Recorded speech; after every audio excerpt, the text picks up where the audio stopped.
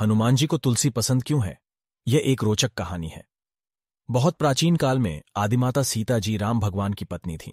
उन्होंने एक दिन तुलसी वन में एक सुंदर तुलसी पौधे को देखा और उसकी कांचन से चमकती हुई पत्तियों की सुंदरता पर मोहित हो गईं। वह उसे अपने घर ले आईं और उसे अपने विश्राम स्थान में रख दिया। सीता जी के चरणों में विराजमान होकर वह तुलसी पौधे की सेवा करने लगीं। एक दिन हनुमान जी अयोध्या के लिए लंका से लौट रहे थे। राम भगवान के दरबार में जा रहे हनुमान जी ने देखा कि सीता जी अपने विश्राम स्थान पर तुलसी पौधे की सेवा कर रही हैं। हनुमान जी ने उन्हें विचार करते हुए पूछा, माता सीता, आप इस तुलसी पौधे को क्यों सेवा कर रही हैं?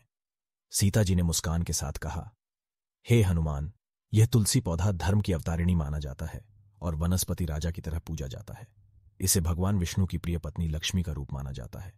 इस पौधे की सेवा करने से हम धन, सुख, समृद्धि और आरोग्य की प्राप्ति करते हैं।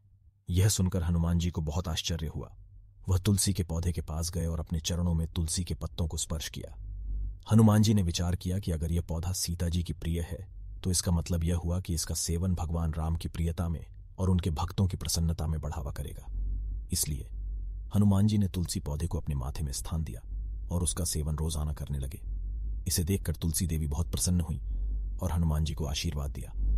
इसलिए वैदिक धर्म में हनुमान जी को तुलसी का विशेष महत्व दिया जाता है और हनुमान जी के पूजन में तुलसी की पत्तियों का प्रयोग किया जाता है।